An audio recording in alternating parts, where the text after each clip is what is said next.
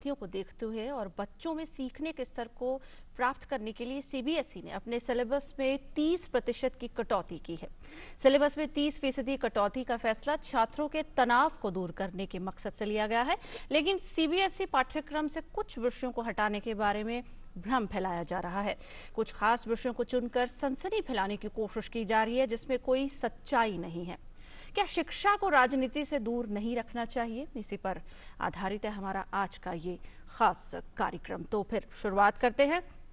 शिक्षा हमारे बच्चों के प्रति हमारा सबसे पवित्र कर्तव्य है, इसलिए हमारा विनम्र निवेदन है कि आइए हम शिक्षा से राजनीति छोड़ें और राजनीति को और अधिक शिक्षित बना भारत के भविष्य के निर्माण के प्रति अपना योगदान है। ये कहना है केंद्रीय मानव संसाधन विकास मंत्री का। कोविड की महामारी को देखते हुए कुछ समय पहले अभिभावकों और शिक्षाविदों सहित तमाम लोग इस बात की मांग कर रहे थे कि इस समय सीबीएसई के पाठ्यक्रम को कुछ कम करना चाहिए ताकि छात्र ज़्यादा तनाव में न रहें। इसे देखते हुए मैंने सभी शिक्षाविदों से, अध्यापकों से, सभी अभिभावकों से, देश के तमाम लोगों से निवेदन करके सुझाव मांगे थे कि वो सुझाव दें कि क्या पाठ्यक्रम कम हो सकता है और कितना कम हो सकता है, उनके क्या सुझाव हैं। तो जब पूरे देश भर से अध्यापकों के, शिक्षाविदों के, अभिभावक गण के जो सुझाव आए, उसके बाद विशेषज्ञों की समिति के द्वारा इन सुझावों पर विचार विमर्श परामर्श करने के बाद सीबीएसई ने ये निर्णय लिया कि ऐसी परिस्थिति में छात्रों के मानसिक तनाव को कम करने के लिए 30% तक इस समय उस पाठ्यक्रम को कम किया जाए, उन टॉपिक को कम किया जाए। वो पाठ्यक्रम का तो हिस्सा रहेगा, लेकिन वो प्रसंग केवल परीक्षा में उसको पूछे नहीं जाएंगे। और मैं समझता हूं कि इसका जहां पूरे देश में स्वागत हो रहा है, वहां कुछ लोग, चंद लोग केवल बिना किसी जानकारी के झूठ और सनसनी फैलाने की दृष्टि से ऐसे ट्वीट कर रहे हैं, इस तरीके से सनसनी फैलाने की कोशिश कर रहे हैं। मेरा उनसे बहुत विनम्र अनुरोध है, आग्रह है कि प्लीज आप शिक्षा में कम से कम राजनीति न करें, शिक्षा को छोड़ दें। और बल्कि मैं तो ये अनुरोध करूंगा कि राजनीति को और शिक्षित कैसे बनाया जा सकता है, सुदृढ़ कैसे बनाया जा सकता है, इस दिशा में आप आगे आएं तो मैं आपका अभिनंदन करूंगा।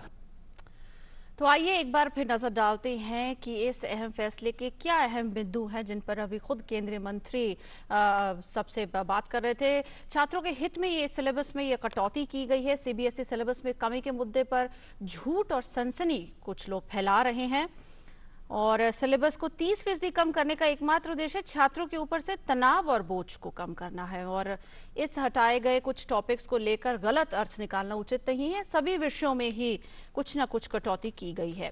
अगर इन टॉपिक्स की बात करें तो इसे योजना या द्वेष के तहत नहीं हटाया गया है और सिलेबस में की गई कटौती केवल कोविड-19 महामारी के समय में किया गया एक उपाय मात्र है।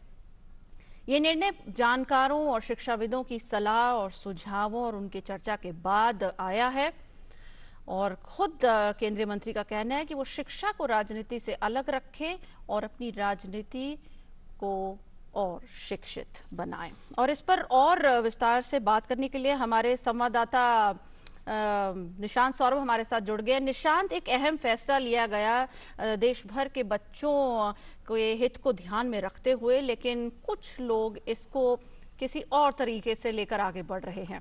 हेलो जी, देखिए ज्योतिका, बिल्कुल ये जो फैसला लिया गया है वो बिल्कुल छात्रों के हित में है। मैं कहूँ तो छात्रों के हित में है और छात्रों के ऊपर जो तनाव या जो पढ़ाई का बोझ है उसको कम करने के मकसद से ही लिया गया फैसला है। क्योंकि आप देखिए कि जो कोरोना महामारी की वजह से देश भर में कक्षाएं नहीं चल रही हैं, क्लासेस नहीं हो रहे हैं। अब तक एकेडमिक सेशन जो है वो शुरू हो जाना चाहिए था, अप्रैल के महीने में शुरू होता है, लेकिन अभी तक पढ़ाई नहीं हो पा रही है। हालांकि स्कूल ऑनलाइन पढ़ाई कर रहे हैं, लेकिन ऑनलाइन पढ़ाई सभी बच्चे नहीं कर पा रहे हैं। तो ऐसे में एक जो सिलेबस है उसको रेशनलाइज करने की जरूरत थी, ताकि कोई लर्निंग गैप ना रहे छात्रों में। ऐसा ना हो कि कोई बच्चा किसी चीज को पढ़ ले और कोई बच्चा उससे वंचित रह जाए। तो एक लर्निंग गैप जो था उसको कम करने की जरूरत थी और छात्रों के ऊपर तनाव को दूर करने की जरूरत थी, क्योंकि आपको सिलेबस जो है इस 2020-21 का जो एकेडमिक सेशन है उसके सिलेबस को वक्त पर पूरा भी करना है, ताकि जो अगले साल का जो सेशन होगा उसको वक्त पर शुरू किया जा सके, ताकि जो बोर्ड की परीक्षाएं जो अगले साल होंगी, 10वीं या 12वीं बोर्ड की परीक्षाएं होंगी, वो भी अपने समय पर करवाई जा सके। तो ये सारे बिंदु थे जिस पर विचार करना जरूरी था। इसी को लेकर मानव संसाधन विकास मंत्री ने कुछ दिनों पहले जो शिक्षाविद से या फिर प्रिंसिपल, टीचर से, अभिभावकों से, सभी पक्षों से सुझाव मांगे थे और उन्हें करीब 1,500 से भी अधिक सुझाव मिले थे सिलेबस को कम करने को लेकर। तो इन सभी सुझावों का अध्ययन करने के बाद और जो एक्सपर्ट कमिटीज होती हैं, जो विशेषज्ञों की समिति होती है, सीबीएसई की भी अपनी समिति होती है, सिलेबस की कमेटी होती है, करिकुलम कमेटी होती है, गवर्निंग बोर्ड होता है सीबीएसई का, इन सभी जगहों से एक मुहर लगने के बाद ही जो सिलेबस में 30% कटौती करने का निर्णय लिया गया। इसलिए ऐसा कहना कि किसी योजना के तहत या किसी चीज को टारगेट करते हुए कुछ खास विषयों को हटाया गया, ये कहना गलत है। और मानव संसाधन विकास मंत्रालय ने इसी को लेकर सफाई दी है कि ये राजनीति से प्रेरित नहीं है, और अगर जो राजनीति जो कोई कर रहा है उसको शिक्षा जैसे अहम क्षेत्र को राजनीति से दूर रखना चाहिए। और ये जो सिलेबस में कटौती का फैसला किया गया है ये छात्रों के हित में है और केवल वन टाइम मेजर, केवल जो अगले साल जो बोर्ड की परीक्षाएं होंगी उसके लिए ये लागू है। उसके बाद फिर वो जो सामान्य पाठ्यक्रम है उसी के तहत पढ़ाई होगी। और ऐसा नहीं है कि सिलेबस में रिड्यूस करने का मतलब यह है कि बच्चे पढ़ेंगे नहीं, क्योंकि जो एनसीईआरटी का जो वैकल्पिक एकेडमिक कैलेंडर है उसमें ये विषय शामिल है और स्कूलों से कहा गया है कि वो इस एकेडमिक कैलेंडर का पालन करें। यानी स्कूल अपने लेवल पर छात्रों को ये विषय पढ़ाएंगे ताकि उनको इन विषयों से अवेयर जानकारी दी जा सके, अवेयर किया जा सके। भले ही परीक्षा में इन विषयों से इन जो टॉपिक हटाए गए हैं उनसे सवाल नहीं पूछे जाएंगे। तो इसलिए ये एक छात्रों के हित में है, ताकि जो अगले साल की परीक्षा, चूंकि अब उनके पास वक्त भी कम बचेगा, जो पूरे सत्र की पढ़ाई भी नहीं कर पाएंगे, इसलिए परीक्षा की तैयारी को आसान करने के मकसद से ही ऐसा किया गया है। बिल्कुल निशांत, बहुत महत्वपूर्ण फैसला है। देश भर के बच्चों के हित को ध्यान में रखते हुए इस फैसले को लिया गया है और इस पर आपसे और भी बात करेंगे। आप हमारे साथ बने रहिएगा और इस पर और इसके हर पहलू पर चर्चा करने के लिए हमारे साथ जुड़ेंगे सीबीएसई से सचिव अनुराग त्रिपाठी। हम उनसे बात करेंगे और जानने की कोशिश करेंगे कि आखिर इस फैसले के पीछे क्या मकसद था और किस तरह से इस फैसले से जो देश भर के तमाम बच्चे हैं उनको ये फायदा पहुंचेगा। तो त्रिपाठी जी हमारे साथ जुड़ गए हैं। अनुराग जी, बहुत बहुत स्वागत है आपका और शुक्रिया हमारे साथ बातचीत करने के लिए। सबसे पहले तो बहुत बधाई कि इस तरह का फैसला लिया गया और देश भर के बच्चों की जो मनोस्थिति है इस वक्त उसको ध्यान में रखते हुए क्या मेथडोलॉजी अपनाई गई थी, क्या लॉजिक लगाया गया था इस चेंज को लेकर, अगर मैं शुरुआत करना चाहूँ? जी, एक तो आपके चैनल के माध्यम से मैं सारे पेरेंट्स को, टीचर्स को और स्टूडेंट्स को शुभकामनाएं और बधाई देता हूं और उम्मीद करता हूं कि कोविड का ये संकट बहुत जल्दी समाप्त होगा, हमारे स्कूल खुलेंगे और टीचिंग लर्निंग प्रोसेस अपने फुल मोड में दोबारा शुरू होगी। और बहुत सही प्रश्न आपने किया है और आप जानना चाह रहे हैं कि बेसिकली इसके पीछे आइडिया क्या था और मेथोडोलॉजी क्या थी। तो मैं इसका सीधा उत्तर यही देना चाहूंगा कि हम सबको पता है कि कोविड के कारण हमारे स्कूल बंद हैं, कक्षाओं में भी ताले लगे हुए हैं और बच्चे स्कूल नहीं जा पा रहे हैं। फेस टू फेस जो टीचिंग लर्निंग प्रोसेस हमारे स्कूलों में होती थी वो इस समय नहीं हो पा रही। ऐसे समय में पेरेंट्स, स्टूडेंट्स और टीचर्स तीनों लोगों का सजेशन आ रहे थे हमारे पास कि सिलेबस अगर उतना ही रहेगा तो बच्चे परीक्षा में नहीं बैठ पाएंगे ठीक से, उनकी तैयारी पूरी नहीं होगी और बच्चों को तनाव हो रहा है। इन पूरी चीजों को देखते हुए हम लोगों ने एनालाइज किया और इस निष्कर्ष पर पहुंचे कि हमें सिलेबस को रेशनलाइज करना पड़ेगा, रिड्यूस करना पड़ेगा, जिससे बच्चों को तनाव मुक्त रखा जा सके। जो मेथोडोलॉजी थी मैं बताना चाहूंगा कि इसके लिए हमारे पास कोर्स कमेटीज होती हैं, सब्जेक्ट कमेटीज होती हैं, जिसमें एक्सपर्ट होते हैं। वो एक्सपर्ट्स हमारे सीबीएसई स्कूल के प्रिंसिपल होते हैं, यूनिवर्सिटीज के लोग होते हैं, एनसीईआरटी के लोग होते हैं, बड़े सीनियर एकेडमिशियंस होते हैं। और सारे विषयों की 190 सब्जेक्ट्स में हम लोगों ने सिलेबस को रिड्यूस किया, रैशनलाइज किया, और सारे विषयों की कमिटीज ने डिटेल में जा करके ये देखा कि क्या क्या सिलेबस को कम किया जाए, किस कंटेंट को कम किया जाए, जिससे बच्चों का लर्निंग गैप कम से कम। तो बहुत एनालिसिस करने के बाद, एनालाइज करने के बाद ये निर्णय लिया गया और सीनियर्स ने, एक्सपर्ट्स ने अपना सजेशन दिया। कुछ ऐसे विषय जिनको बच्चे पहले से अवेयर थे, जुड़ चुके थे, पढ़े हुए थे, कुछ वही विषय थे, कुछ ऐसे विषय जो रिपीट थे, सिमिलर नेचर के थे, ऐसे विषयों को भी रिड्यूस करने का प्रयास किया गया। लेकिन एक चीज मैं आपके चैनल के माध्यम से बताना चाहूंगा पूरे देश के बच्चों को, पेरेंट्स को, टीचर्स को, कि जो बार बार ये सूचना आ रही है अलग अलग माध्यमों से कि कुछ ऐसे विषय कम कर दिए गए हैं और उनको पढ़ाया नहीं जाएगा और उससे बच्चों की लर्निंग नहीं होगी, तो मैं स्पष्ट करना चाहूंगा कि सीबीएसई ने जो सिलेबस का नोटिफिकेशन जारी किया है, रिड्यूस किया है, हमने 70% एज इट इज रखा है, 30% रिड्यूस किया है जी। 30% जो रिड्यूस किया है उससे बोर्ड परीक्षाओं में प्रश्न नहीं पूछे जाएंगे। स्पष्ट मैं पुनः करता हूं कि रिड्यूस सिलेबस से प्रश्न नहीं पूछे जाएंगे, लेकिन उनको पढ़ाना है। टीचर जो रिड्यूस किया गया सिलेबस है उससे बच्चों को पढ़ाएंगे, उसको क्लास में भी पढ़ाएंगे, एक्टिविटीज, प्रोजेक्ट और बाकी माध्यमों से भी अवेयर करेंगे, जिससे बच्चों का लर्निंग गैप ना हो। हाँ, बोर्ड में प्रश्न नहीं आएंगे, वो इसलिए जिससे बच्चे तनाव मुक्त रहें और उन्हें किसी तरह का प्रेशर ना हो कि जिन चीजों को बच्चे नहीं पढ़ पाए हैं उन पर परीक्षा से वो दूर रहें। लेकिन उन पर तैयारी बच्चे करेंगे, अवेयर होंगे और टीचर उनको पढ़ाएंगे। इसलिए ऐसा कोई कंफ्यूजन नहीं होना चाहिए कि जो 30% कट कर दिया गया या रिड्यूस कर दिया गया या रैशनलाइज कर दिया गया, वो बिल्कुल बच्चों से दूर कर दिया गया है, ऐसा नहीं है। हमारे अध्यापक और हमारे स्कूल उनको बच्चों को प्रॉपर जरूर पढ़ाएंगे। बिल्कुल अनुराग जी, अगर मैं सही हूं तो ये अप्रोच इसलिए रखी गई है क्योंकि 10वीं और 12वीं अगर की परीक्षा की बात की जाए, 12वीं के बाद बहुत से ऐसे बच्चे होते हैं जो विभिन्न एंट्रेंस एग्जाम्स के लिए बैठते हैं और उसमें तमाम टॉपिक्स इंक्लूड किए जाते हैं। तो इस अप्रोच को इस ध्यान में रखकर लिया जा रहा है कि टॉपिक सारे पढ़ाए जाएंगे, लेकिन क्योंकि समय को देखते हुए, जिस स्थिति से हम गुजर रहे हैं उसको देखते हुए इस पर जो असेसमेंट है वो नहीं होगी, लेकिन इसकी पढ़ाई स्कूल की ओर से जरूर की जाएगी। बिल्कुल बिल्कुल बिल्कुल आपने सही कहा कि हम बोर्ड परीक्षाओं में असेस नहीं करेंगे, बच्चों पर पूरा बर्डन नहीं रखेंगे, लेकिन बच्चे उसको पढ़ेंगे, टीचर उनको पढ़ाएंगे और क्लास में भी और विभिन्न गतिविधियों के माध्यम से भी ऐसे टॉपिक्स में बच्चों को अवेयर करें। बिल्कुल निशांत, मैं आपके पास भी बीच में आना चाहूंगी। आप क्योंकि फील्ड में रहते हैं, बच्चों से मिलते रहते हैं और जाहिर बात है कि जब से ये खबर आई है बच्चों में भी कुछ ना कुछ जो उठा पटक है वो चल रही है। क्या रिस्पांस आ रहा है फील्ड से, अगर ग्राउंड रिपोर्ट की बात की जाए? जी देखिए, ये जो निर्णय लिया गया ये अभिभावकों और बच्चों की मांग पर ही लिया गया, क्योंकि जो अभिभावक हैं उनको चिंता थी कि जिस तरह से कक्षाएं नहीं हो पा रही हैं या बहुत बच्चे ऑनलाइन क्लासेस नहीं कर पा रहे हैं, तो ऐसे में हो सकता है कि उनके लर्निंग आउटकम पर असर ना पड़े इसका।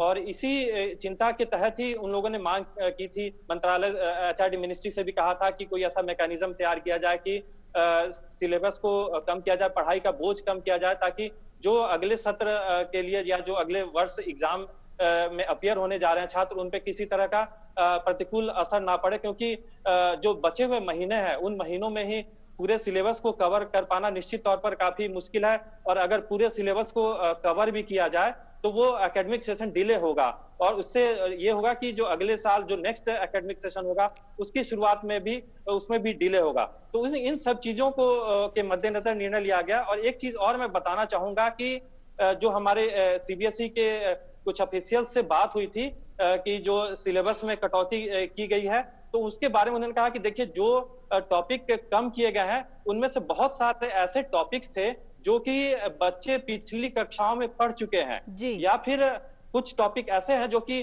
जैसे 9वीं क्लास में कुछ टॉपिक है वो बच्चे विस्तार पूर्वक 10वीं कक्षा में पढ़ेंगे। तो ऐसे कई टॉपिक हैं जो कि या तो बच्चे पिछली कक्षा में पढ़ चुके हैं और या तो अगली कक्षाओं में जब वो जाएंगे तो विस्तार पूर्वक उसको पढ़ेंगे, क्योंकि जैसे जैसे आप अगली कक्षा में जाते हैं तो जो पढ़ाई का दायरा बढ़ता जाता है और जो जो टॉपिक होते हैं वो फिर रिसर्च बेस्ड होते जाते हैं। तो जैसे 9वीं की कक्षा में अगर कोई विषय आया जो कि 10वीं में भी पढ़ना है तो ठीक है, उसको हटा दिया गया, उसको फिर 10वीं कक्षा में बच्चे पढ़ सकते हैं। तो कुछ ऐसी भी टॉपिक्स होते हैं जो कि कॉमन होते हैं और उनको भी हटाया गया है। तो ये सारी चीजें हैं जिसको ध्यान में रखते हुए ही सिलेबस में कमी की गई है। और जैसे कुछ विषय जिसकी चर्चा हो रही है कि धर्मनिरपेक्षता हो गया या राष्ट्रवाद हो गया या संघवाद हो गया, ये सब चीजें अगर मान लिया कि 10वीं में बच्चा अगर जो पॉलिटिकल साइंस के विषय में पढ़ चुका है और वही चीज अगर 11वीं कक्षा में सामाजिक विज्ञान के विषय में उन्हीं चीजों को शामिल किया गया है, तो दोबारा रिपीटेशन से बचने के लिए उनको फिर उस 11वीं कक्षा से हटा दिया गया, तो ताकि सिलेबस का रिपीटेशन ना हो, इसको ये भी ध्यान में रखा गया। बिल्कुल।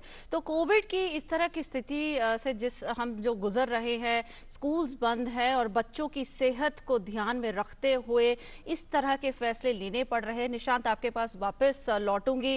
वापस हम अनुराग जी के पास चलते हैं। अनुराग जी, कोविड वक्त में जब सब कुछ बंद है, बच्चे घर पर पढ़ रहे हैं, ऑनलाइन क्लासेस जारी है, वक्त की कमी है, क्या इस तरह का महत्वपूर्ण फैसला लर्निंग गैप जैसे अहम इशू को ध्यान में रखते हुए लिया गया है?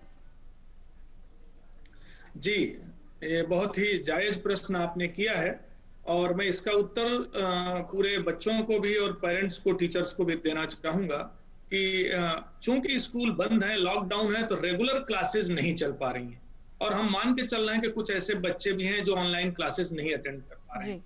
इसलिए फैसला सबके हित में लिया गया है कि वही बोर्ड परीक्षाओं में पूछा जाएगा जितना बच्चे पढ़ सकें, जिसको हम रसलाइज करके हमने 70% किया है। लेकिन एक सूचना जरूर आपको देना चाहूंगा कि सीबीएसई के पास अप्रोक्सीमेटली 22,000 स्कूल्स पूरे देश और विदेश में जी। और हमारे हर स्कूल में कंप्यूटर लैब और डिजिटल टेक्नोलॉजी को लेकर के बच्चों को ट्रेंड किया जाता है। हम मान करके चलते हैं कि हमारे ज्यादातर बच्चों के पास डिजिटल टेक्नोलॉजी, टैब, लैब में ये चीजें अवेलेबल हैं। तो मैं ये कहना चाहूंगा कि जब ये संकट आया तो हमारे अधिकतर स्कूल ऑनलाइन क्लासेस पर अपने को शिफ्ट कर लिया। रातों रात उन्होंने अपने टीचर्स को ट्रेंड किया और ऑनलाइन क्लासेस पर हमारे ज्यादातर स्कूल शिफ्ट कर लिए और ऑनलाइन क्लासेस को बड़े इनोवेटिव और क्रिएटिव तरीके से कंडक्ट करते हुए बच्चों को लर्निंग दे रहे हैं। तो जहां तक लर्निंग गैप की बात है, मैं यही कहूंगा कि ऑनलाइन क्लासेस के माध्यम से उस लर्निंग गैप को कम करने का प्रयास किया जा रहा है। लेकिन फिर भी कुछ ऐसे बच्चे हो सकते हैं जिनके पास ये सुविधा उपलब्ध नहीं हो, उनके लिए भी हमारे एचआरडी मिनिस्ट्री ने और सीबीएसई और एनसीईआरटी ने कई सारे प्रोग्राम लॉन्च किए हैं। सबसे पहले तो एनसीईआरटी ने अल्टरनेटिव एकेडमिक कैलेंडर लॉन्च किया है, जिसको देखते हुए बच्चे विभिन्न तरीकों से अपने उस कोर्सेज को पढ़ सकते हैं, सेल्फ ओरिएंटेड लर्निंग कर सकते हैं, सेल्फ स्टडी कर सकते हैं। दूसरा एमएचआरडी का दीक्षा प्लेटफॉर्म है और स्वयं प्रभा टीवी चैनल्स हैं, जो अधिकतर टीवी चैनल्स पर स्वयं प्रभा चैनल्स चल रहे हैं। इनके माध्यम से रेगुलर बच्चों की लाइव क्लासेस चल रही हैं। बच्चे ऑफलाइन ऑनलाइन दोनों मोड में इन क्लासेस को अटेंड कर रहे हैं।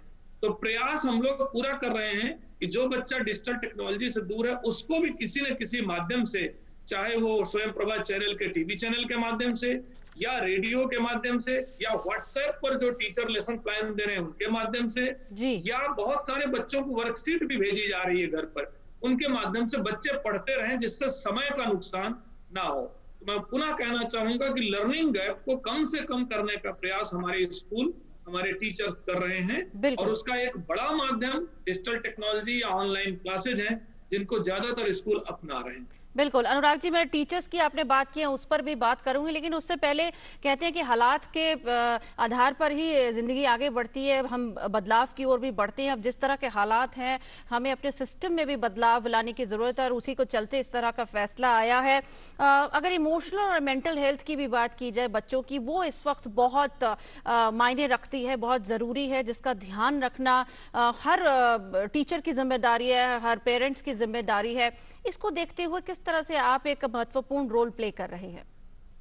जी, देखिए, बच्चों का पूरा संसार घर और स्कूल दोनों जगह पर फैला हुआ होता है, और जब स्कूल लॉकडाउन की स्थिति में चले गए, बंद हो गए, तो बच्चों के लिए थोड़ा सा मेंटल टेंशन की ये बात हुई, क्योंकि अपने दोस्तों से मिलना बंद हो गया, टीचर से मिलना बंद हो गया, और बच्चे अपने अपने घरों में सिमट गए।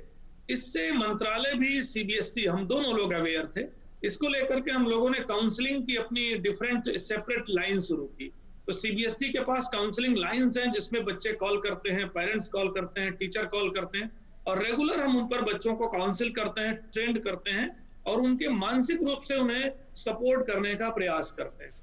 दूसरी चीज मैं कहना चाहूंगा कि हमने अपने टीचर्स को, स्कूल्स को, पेरेंट्स को भी एडवाइजरी जारी की कि एक संकट का समय है, जिसमें बच्चों से इमोशनली कनेक्ट रहें, उनको सपोर्ट करें, उनके ऊपर दबाव नहीं डालें, क्योंकि ये संकट आज नहीं तो कल चला जाएगा, लेकिन बच्चे सुरक्षित रहने चाहिए, मानसिक रूप से स्वस्थ रहने चाहिए। तो हमारी एडवाइजरी का ये बेनिफिट भी हुआ कि ज्यादातर स्कूलों ने अपने स्कूलों के माध्यम से बच्चों की काउंसलिंग कक्षाएं और उनके वेलनेस को लेकर के क्लासेस शुरू की। और एक तीसरा प्रयास हम लोगों ने किया इस समय, इस माध्यम से हेल्थ और वेलनेस को लेकर के हम लोगों ने एक मैनुअल लॉन्च किया, सीबीएसई का मैनुअल, कि बच्चों के हेल्थ और वेलनेस को लेकर के किस तरह से ध्यान रखा जाए, उनकी जो मनोवैज्ञानिक स्थितियां हैं उनको कैसे ध्यान में रखा जाए, वो भी हमने बच्चों तक, स्कूल तक, पेरेंट्स तक भेजा।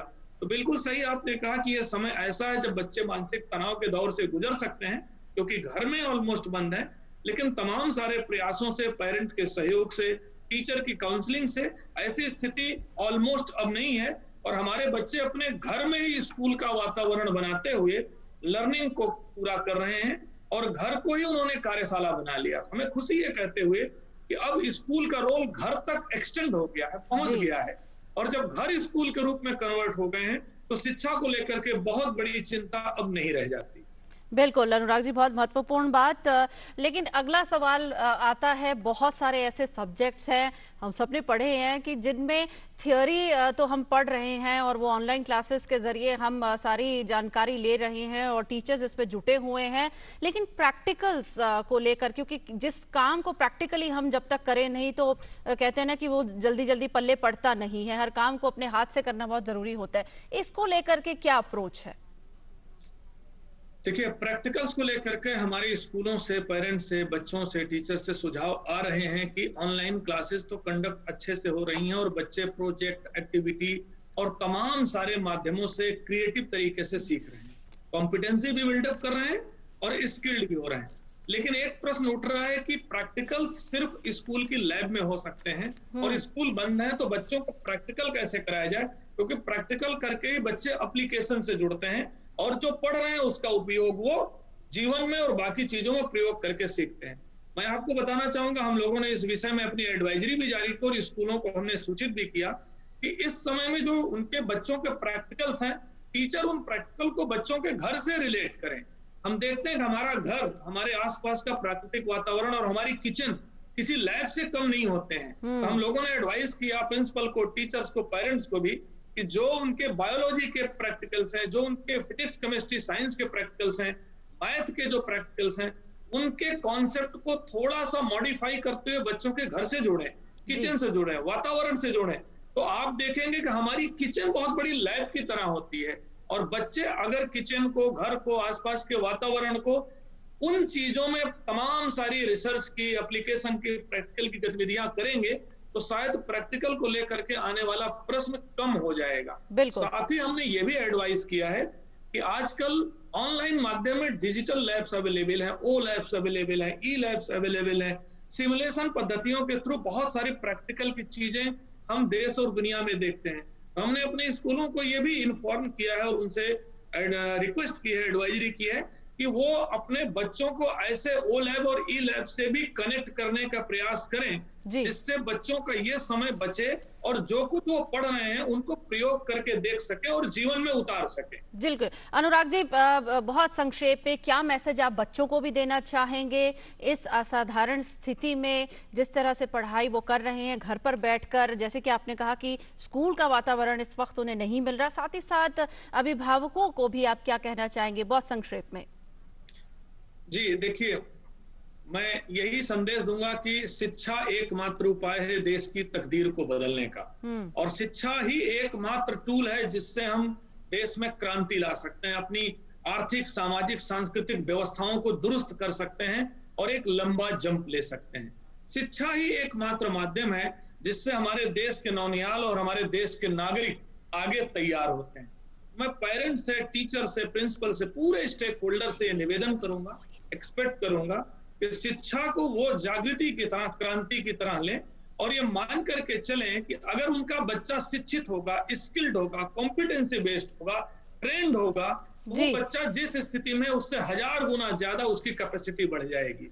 और जब बच्चे की कैपेसिटी बढ़ेगी तो देश को अच्छे नागरिक ही नहीं मिलेंगे, अच्छे इंजीनियर, डॉक्टर, ऑफिसर, पॉलिटिशियंस, हर जगह लोग मिलेंगे। तो मैं निवेदन यही करूंगा कि कोविड के इस समय में पेशेंस रखें, धैर्य रखें, बच्चों के लर्निंग गैप को फिल करने का, भरने का प्रयास करें और जितना ज्यादा से ज्यादा हो सके उन्हें मानसिक सपोर्ट करते हुए घर में सेल्फ ओरिएंटेड लर्निंग देने का प्रयास करें, क्योंकि self oriented learning, experiential learning शिक्षा प्राप्त करने का सबसे बड़ा और सबसे अच्छा तरीका है। और ये गोल्डन अपॉर्चुनिटी है कि अगर बच्चे इस समय सेल्फ ओरिएंटेड लर्निंग में शिफ्ट हो गए, रिसर्च ओरिएंटेड लर्निंग में शिफ्ट हो गए, खुद पढ़ें और टीचर उनके डाउट क्लियर करें और बच्चे उसको प्रयोग करके जीवन में उतारें, तो शायद शिक्षा में एक नई क्रांति जग सकेगी। बहुत तो महत्वपूर्ण अंतिम संदेश है कि हम सबको मिल करके इस दिशा में आगे बढ़ाना चाहिए और एजुकेशन की जो रोट लर्निंग है उसको एक्सपीरियंशियल लर्निंग और कॉम्पिटेंसी बेस्ड लर्निंग पर शिफ्ट करना चाहिए। बिल्कुल अनुराग जी, बहुत महत्वपूर्ण बातें और बहुत महत्वपूर्ण जानकारी आपने इस शो पर दी। बहुत शुक्रिया आपका। और निशांत, आपका भी बहुत शुक्रिया हमारे साथ जुड़ने का और इस खबर पर आपकी पैनी निगाह जो बनी हुई थी, बहुत बहुत धन्यवाद आप सबका। तो इस खास कार्यक्रम में आज बस इतना ही, इजाजत दीजिए, नमस्कार।